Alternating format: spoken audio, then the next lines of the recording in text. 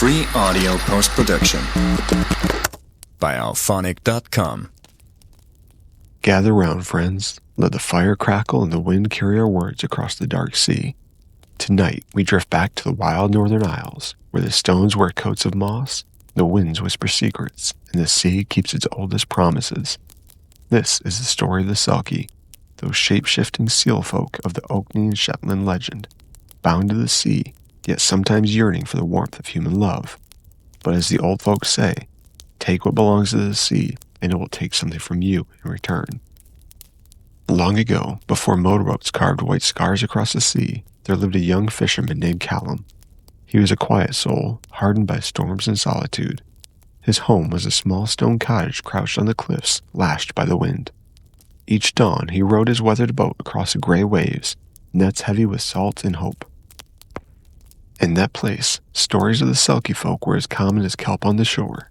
Callum's mother, now long gone, had warned him, if you ever see a seal shed its skin and take human form, turn away, boy, for a Selkie's love cannot be kept without cost.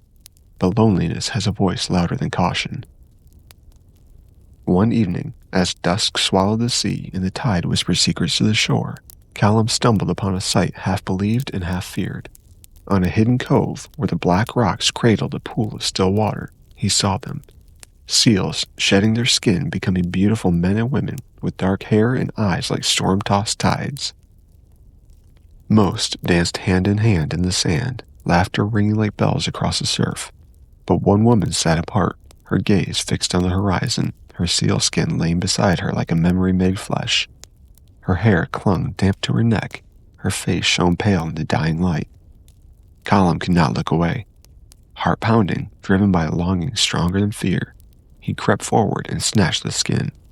The moment his hands closed around it, the woman cried out, a sound raw with heartbreak and old as the sea itself. He spoke gently, though his voice trembled. Come with me, he begged. I swear you will know warmth and safety. Her tears fell silently as she followed him from the shore, leaving behind the salt-kissed laughter of her kin. Callum named her Mara, after the Gaelic word for the sea. She learned his language slowly, her voice soft and lilting like distant waves. They wed under gray skies, with only the gulls to witness. Villagers, wary but respectful, kept their distance. They whispered of Selkie blood, but none dared say it aloud. At first, Callum's heart swelled with hope. Mara's presence softened his lonely days. She moved with a grace both alien and achingly human. At dawn, she helped mend nets. At dusk, she stood silent on the cliffs, eyes searching the horizon. Sometimes, Callum would find her crying, her tears slipping silently into the sea breeze. Years passed, and their son was born, Finn. His hair was dark as wet kelp, his eyes deep and unknowable. Mara loved Finn fiercely with a tenderness that surprised even Callum. She sang him lullabies in a language of tides and wind, songs that made Callum's chest tighten with sorrow he couldn't name. But always, even in her laughter, there lingered an emptiness, a pull toward the sea that Callum could neither fight nor understand. Callum had hidden Mara's sealskin well, buried in a rocky crevice beneath the croft, under heavy stones slick with moss. But guilt gnawed at him like barnacles on a hull.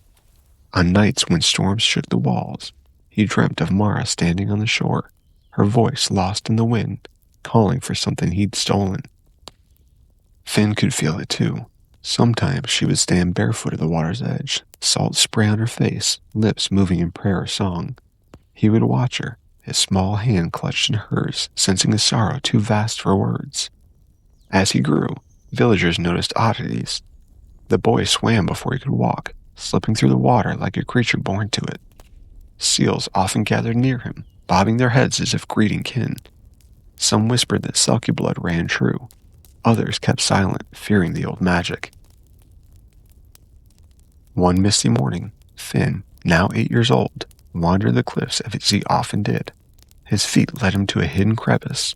Drawn by some instinct he didn't understand, he pried at the stones.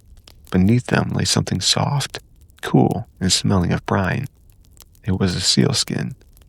The moment his small hands touched it, the air seemed to still, as though the sea itself had paused to listen. Finn carried it home, puzzled but proud. "Mama," he called, "look what I found." Mara's face went white, then crumpled into tears. She knelt before her son, cradling the skin to her chest. "Oh, my heart," she whispered, voice breaking like waves against the stone. "You set me free." Callum entered then, salt on his coat and weariness in his bones. Seeing Mara clutch the skin, his face went ashen. "Mara, please." She turned to him, her gaze soft and sorrowful. "I love you, Callum, truly, but I was never yours to keep. The sea calls me still, and my soul cannot live without it." That night, under a silvered moon, Mara walked with Finn and Callum to the water's edge. The waves glowed with cold light, the air smelling of kelp and longing. She knelt before Finn, kissing his brow. "My love, part of you belongs to the sea. Remember that, always. But your father's love will keep you strong on land." To Callum she spoke softly. "I never wished to hurt you. You gave me warmth and family, but the tide can't be held by stone." Callum's eyes burned with tears he couldn't stop. "Will we ever see you again?" She pressed Finn into his arms. "When the wind blows from the north and the seals gather offshore, look for me." Wrapping the sealskin around her, she walked into the surf. The water rose around her ankles, then her waist. As it touched her shoulders, her form blurred, twisted, changed, until where once stood a woman, now glided a sleek dark seal.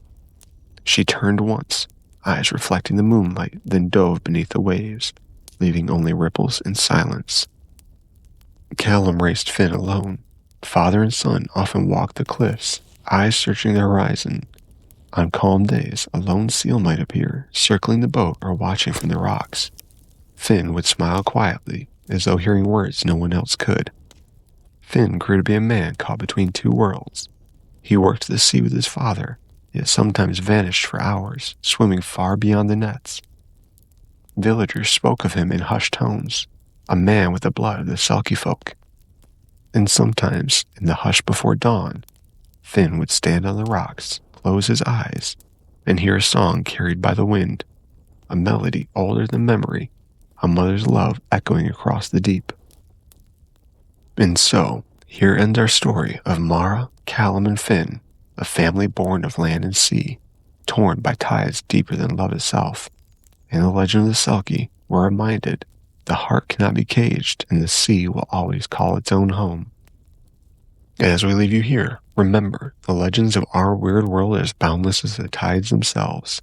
If this tale of longing in the waves has stirred something in you, please share, like, and subscribe to help us keep these stories alive. Until next time, stay curious, and always remember the warmth of love within you, even when the sea whispers your name. Free audio post-production by alphonic.com.